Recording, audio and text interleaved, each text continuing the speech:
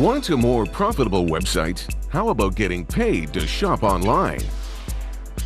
Tema helps make websites easier for customers to use and therefore more profitable. With their customized data collection software and 50,000 mystery shoppers, Tema's empire reaches far beyond her home office. I'm the founder and president of Web Mystery Shoppers. We are based in Edmonton, Alberta, and the company was founded in 2001. At the time, I was living in Toronto. I had 2 young children. I didn't have a car, and I thought, wow, this would be great if I could buy their stuff online.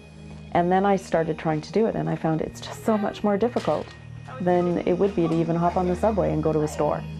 And I thought, that's nuts, that can't continue. This has to be fixed.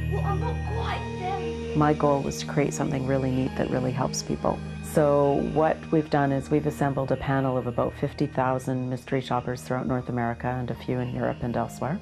And we will send a large group of these people to a client's website to give them detailed feedback every step of the way about what they're experiencing, what frustrations they're hitting as they try to shop at that website. Originally, I had thought it was going to be for small businesses. What I discovered right at the beginning was big companies, huge companies, needed this help too, and they had budgets to pay for it. Our clients now include some of the largest banks in the world, as well as many travel organizations and other types of companies.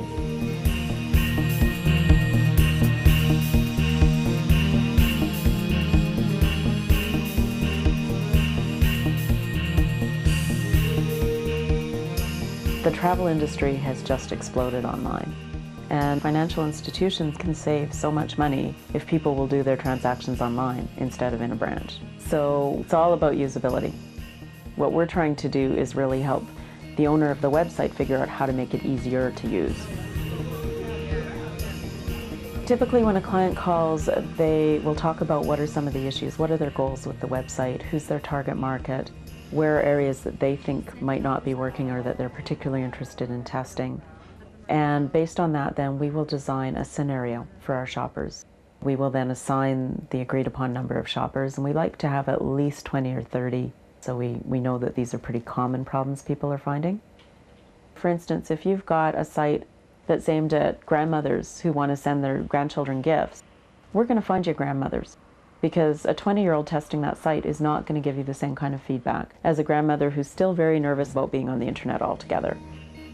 So first of all, we get their reactions to the homepage. Did it load quickly? What can you see or do at this site? And are they getting the point of what the site's about? Based on their first reactions, is this a site they would actually continue to look at if they weren't doing the project? As they're working their way through the site, they're going back and forth between the client's website and survey pages of ours, and they just flip back and forth between the 2 screens. They're answering questions like, what will you click on next and why? And then when they get there, did it meet with your expectations? And if not, how did it differ? We also have a special page devoted to the use of the company's search engine if they have one. And we will have the shoppers call their call center with questions to do with the website. And then if the company wants us to, we'll test their handling of email.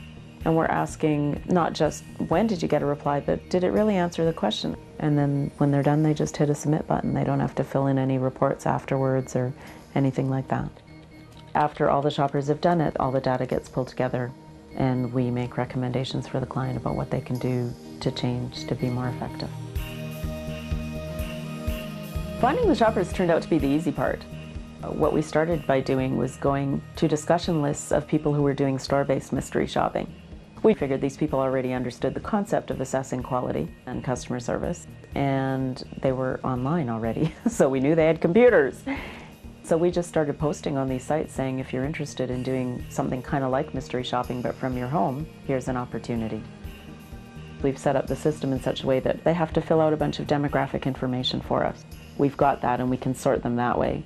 We also have what we call our industry reports. The industry research basically tells the companies what are the norms and standards in the industry, who's doing things really well and what are they doing really well.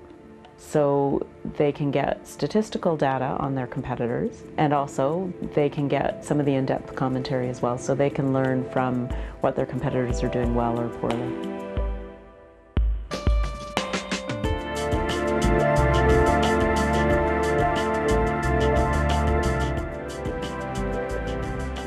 software programming is kind of a big job if you want to do it well and do it right. I was quite blissfully ignorant and naive when I started this. And I actually met with a professor of computer programming. And he said, oh yeah, no problem, I can do that in a couple of days. Well, 4 years later, it's still not really finished. I mean, we do have a functional system, but that first edition of it took a full year to develop, maybe more. For our small business service right now costs about $1,000. So it's not for little micro enterprises, but it gives them for that hundreds of pages of detailed feedback from customers. For our large customers where we're doing much more sophisticated analysis and going much deeper into the data and using a lot more shoppers, it's commonly anywhere from $15,000 to $30,000 in that range. Being an entrepreneur, having my own business, it really is like riding a merry-go-round. There are times where you're just so thrilled with the way things are going. There are times when you're really low. I hit a point actually about a year ago where I was so fed up and I had maxed out the lines of credit, and I reached the point where I really believed and started telling people I'm either going to sell this business or walk away. And as soon as I really believed that in my heart, business started to flow in. And it's been flowing ever since. So it really is a roller coaster.